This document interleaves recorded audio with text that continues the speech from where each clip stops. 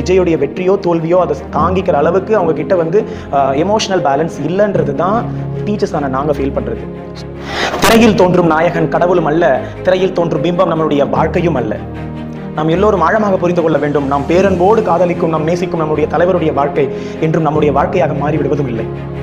பெரும் வெற்றி வரும்பொழுது வன்முறை கொண்டாட்டங்களும் வேண்டாம், தோல்வி அடையும் பொழுது மனம் துவண்டு போகவும் வேண்டாம். வெற்றியோ தோல்வியோ நமது வாழ்க்கை நமது கையில் தான். நம்முடைய சிறு பிள்ளைகள், நம்முடைய குழந்தைகளின் உணர்வு பெருக்கை சமநிலையில் வைத்துக் கொள்வது நம் பெற்றோர்களின் கடமையாக இருக்கின்றது. ஏன் நான் இந்த வரிகளை இப்போ நான் சொல்றேன்னா, தமிழக வெற்றி கழகத்தினுடைய தலைவர் விஜய் மீது குழந்தைகள் உரிமைகள் பாதுகாப்பகம் என்ன பண்ணியிருக்குன்னா, குழந்தைகளுடைய மனசில் அதிகமான பாதிப்பை ஏற்படுத்தியிருக்காரு, இன்ஃப்ளூயன்ஸ் பண்ணியிருக்காருன்னு ஒரு கம்ப்ளைண்ட் ரைஸ் பண்ணியிருக்காங்க. ஸோ இந்த சமயத்தில் நம்ம எல்லாருக்கும் ஒரு கேள்வி எழும், ஏன்னா நமக்கு பிடிச்ச தலைவரை ரொம்ப பேரன்போட ஆசையாக நேசிக்கிறது தப்பா? அதுக்கு விஜய் என்னடா பண்ணுவாரு அப்படின்னு நம்ம கேட்கக்கூடிய கேள்வி சரியான கேள்வியாக தான் இருக்கா அப்படின்றத நம்ம முதல்ல யோசிச்சு பார்க்கணும். இப்போவும் வில்லேஜ் சைடில் போயிட்டு நீங்கள் 80 வயசு இருக்கக்கூடிய தாத்தா பாட்டி குழந்தைங்களாம் பார்த்தீங்கன்னா, அவங்களுடைய கைகளிலோ அவங்களுடைய மார்பகங்களிலோ அவங்க வந்து எம்ஜிஆருடைய பெயரை, ஜெயலலிதா பெயரை வந்து பச்சை குத்திருப்பாங்க. எம்ஜிஆர் தன்னுடைய உறவுகளாக இல்லாத பொழுதும் அந்த தலைவர் மேலே அவங்க வச்சிருந்த மிகப்பெரிய அன்பு அவங்களை அந்த மாதிரி செயல்களை செய்ய வைக்குது. அதே தான் இங்கேயும். பட் ஏன் இதை நம்ம ரொம்ப சென்சிட்டிவாக பார்க்குறோன்னா, எம்ஜிஆருடைய இன்ஃப்ளூயன்ஸ் ஸ்கூல் படிக்கக்கூடிய ஸ்டூடெண்ட்ஸ் கிட்ட இல்லை, பட் விஜய் மேலே இருக்கக்கூடிய அந்த பேரன்பு மிக்க விஜய்ன்ற அந்த அன்பு அலை வந்து இங்கே ஸ்கூல் ஸ்டூடெண்ட்ஸ் வரைக்கும் போயிட்டு இருக்கு. ஸோ இதை வேற யாரோ சொல்றதை விட ஸ்கூலில் ஒர்க் பண்ணுற டீச்சர்ஸ் சொல்றது தான் பெஸ்ட்டாக இருக்கும். ஏன்னா நம்ம ஒவ்வொரு டீச்சர்ஸ்க்கும் நல்லாவே தெரியும் இது எந்த அளவுக்கு இன்ஃப்ளூயன்ஸ் பண்ணியிருக்குன்றது. அதை நீங்கள் யாரும் மறுக்கவும் முடியாது. பேரண்ட்ஸ் அதை அக்செப்ட் பண்ணி தான் நீங்கள் ஆகணுமே.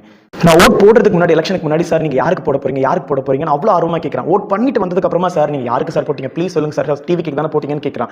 அந்த ஓட் போடுறதுக்கு முன்னாடி, ஓட் போட்டதுக்கு அப்புறமா அவனை பார்க்கும்போது உண்மையிலேயே சந்திரமுகியில் பார்த்த துர்கா மாதிரியே அவனை ஃபீல் பண்ணேன். ஸோ அந்த அளவுக்கான உணர்வு பெருக்கு அவங்ககிட்ட இருக்கு. அவன் ஏதோ தெரிஞ்சோ தெரியாமலையோ ஏதோ ஒரு காரணத்தினால திரை மேலே வந்த பிம்பத்தினால அந்த தலைவரை ரொம்ப அளவுக்கு அதிகமாக நேசிக்கிறான். அது அவனுடைய தவறும் கிடையாது. ஆனால் அவனுக்கு சரியான புரிதலை கொண்டு வரணும். இந்த இடத்துல அந்த குழந்தைகள் உரிமை பாதுகாப்பு என்ன சொல்லுதுன்னா, விஜயை பகிரங்கமாக மன்னிப்பு கேட்க சொல்லுது. இது ரொம்ப ரொம்ப டூ மச். இந்த மதிப்பிற்குரிய விஜய் என்ன பண்ணணும்னா, அன்பிற்குரிய விஜய் என்ன பண்ணணும்னா, அந்த குழந்தைங்க மனசில் ஒரு விழிப்புணர்வை கிரியேட் பண்ணுற மாதிரி அவங்களுக்கு ஆறுதலாக பாசமாக விஷயம் சொல்லணும். ஏன்னா அவங்களுடைய உணர்வு பேருக்கு விஜயோடைய வெற்றியோ தோல்வியோ அதை தாங்கிக்கிற அளவுக்கு அவங்க கிட்ட வந்து எமோஷனல் பேலன்ஸ் இல்லைன்றது தான் டீச்சர்ஸான நாங்கள் ஃபீல் பண்ணுறது. ஸோ எலெக்ஷன் அன்னைக்கு மேக்ஸிமம் ஆஃப் த பேரண்ட்ஸ் எங்கிட்ட சொன்னது என்னன்னா, சார் நாங்கள் டிஎம்கே சார், நாங்கள் ஏடிஎம்கே சார், நாங்கள் அந்த பார்ட்டி சார், ஆனால் என் பையனை கன்வின்ஸ் பண்ணி வீட்டில் ஒரே ஆர்ப்பாட்டம், நீங்கள் கண்டிப்பாக டிவிக்கு தான் போட்டாகணும்னு. அந்த அளவுக்கு பாசம் இருக்குது.